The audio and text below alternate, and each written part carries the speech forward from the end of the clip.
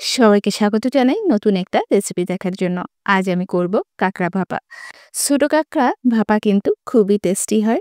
আমি যেভাবে করেছি আপনারা এভাবে একবার কাঁকড়া ভাপা খেয়ে দেখুন, খুবই মজা লাগে।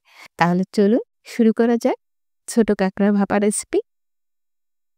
কাঁকড়া ভাপা করার জন্য আমি এখানে কিছু কাঁকড়া নিয়ে নিয়েছি। আমার এই কাঁকড়াগুলো কিন্তু মাপ করা না, আমি আন্দাজ মতো কিছু কাঁকড়া নিয়ে নিয়েছি।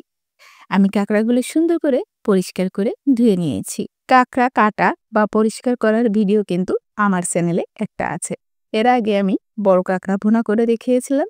এটা কিন্তু আমি পরিষ্কার করা এবং কাটা দেখিয়েছিলাম। একই নিয়মে কাঁকড়াগুলো পরিষ্কার করে নিতে হবে। এই যে কালোটা, এটা কিন্তু ঘিলু। অনেকে কাঁকড়া নতুন খাচ্ছেন, তারা জানেন না এটাই ঘিলু, ময়লা ভেবে ফেলে দেন। এটা কিন্তু ময়লা না। কাঁকড়াগুলো এখন আর মাখিয়ে নিব। এর জন্য আমি কিছু পেঁয়াজ বেরেস্তা করে নিয়েছি। চেষ্টা করবেন পেঁয়াজ বেরেস্তা করে নেওয়ার। কাঁচা পেঁয়াজ দেওয়ার থেকে পেঁয়াজটা বেরেস্তা করে নিলে কিন্তু টেস্টটা অনেক গুণ বেড়ে যায়। প্রথমেই আমি এখানে দিয়ে দিচ্ছি পেঁয়াজ বেরেস্তা। আমি এখানে 4 থেকে 5টি পেঁয়াজ কুচি করে ভাজি করে নিয়েছি। দিয়ে দিচ্ছি আদা রসুন বাটা। এখানে 1 টেবিল চামচ আদা রসুন বাটা নিয়েছি। জিরা বাটার পর আমি আদা আর রসুন বেটে নিয়েছি, তাই কালারটা ঠিক এমন এসছে। এখন দিয়ে দিচ্ছি মরিচ বাটা।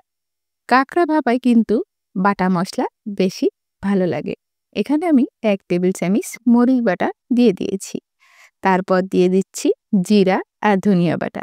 এখানে আমি পানি দিয়ে জিরা আর ধনিয়া একসঙ্গে বেটে নিয়েছি। এখান থেকে 4 চা চামচ মশলা আমি দিয়ে দিয়েছি। দিয়ে দিচ্ছি হাফ চা চামচ হলুদ গুঁড়ি। তারপর দিয়ে দিচ্ছি স্বাদ মতো লবণ।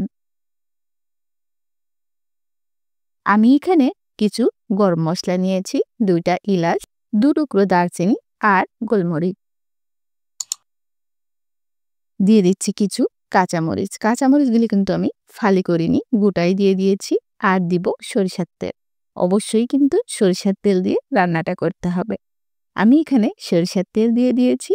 তারপর হাত দিয়ে সুন্দর করে মশলার সঙ্গে কাঁকড়াটা মিশিয়ে নিব। হাত দিয়েই চেষ্টা করবেন মাখিয়ে নিতে, তাতে মশলাটা খুব সুন্দরভাবে কাঁকড়ার ভিতর ঢুকে যাবে। দেখুন আমি খুব সুন্দর করে মশলার সঙ্গে কাঁকড়াটা মিশিয়ে নিয়েছি। আর 2 থেকে 3 টেবিল চামচ এখানে পানি দিয়েছি। মশলা মাখিয়ে কাঁকড়াটাকে আমরা রেখে দিব 10 থেকে 15 মিনিট। আমি এভাবে রাখবো না, বক্সে ঢুকিয়ে 10 থেকে 15 মিনিট আমি রেখে দিব।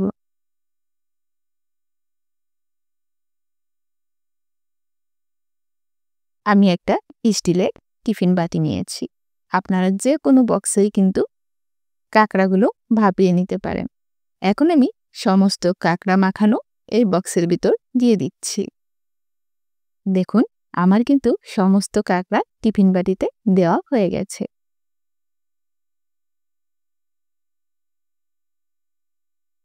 ঢাকনা দিয়ে দিচ্ছি আর এভাবে ঢাকনা দিয়ে আমি 20 মিনিট অপেক্ষা করব।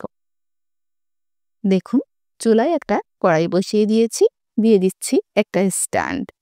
এখন এখানে আমি পর্যাপ্ত পরিমাণ পানি দিয়ে দিচ্ছি।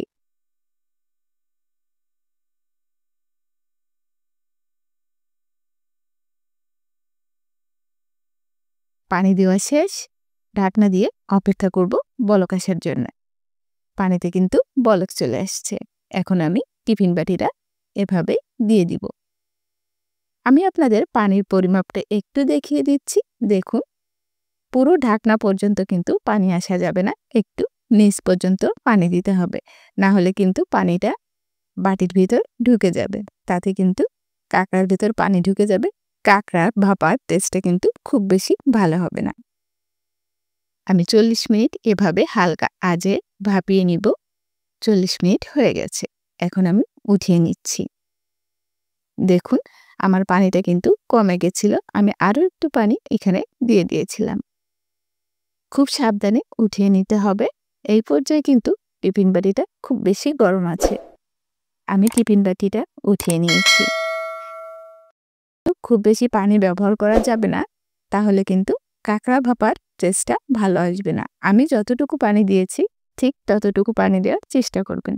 দেখুন কতটা লোভনীয় হয়েছে। এখন আমি নামিয়ে নিচ্ছি।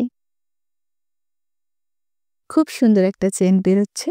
আমার কাঁকড়া ভাপাটা কিন্তু হয়ে গেছে। এভাবে কাঁকড়া ভাপা করলে কিন্তু খুবই টেস্টি হয়। কাঁকড়া ভুনার এক রকমের টেস্ট আর কাঁকড়া ভাপার কিন্তু সম্পূর্ণই আলাদা টেস্ট। এভাবে একবার কাঁকড়া ভাপা করে দেখুন, সবাই খুবই পছন্দ করবে। আমি আবারও বলছি, পানি কিন্তু কম দেওয়া লাগবে, না হলে কিন্তু পরিপূর্ণ টেস্ট পাওয়া যাবে না। আমার কাঁকড়া ভাপা রেসিপি আপনাদের কাছে কেমন লাগলো অবশ্যই কিন্তু কমেন্ট করে জানাবেন। আর আমার চ্যানেলে যদি কোনো নতুন বন্ধু এসে থাকেন, আমার চ্যানেলটিকে সাবস্ক্রাইব করবেন।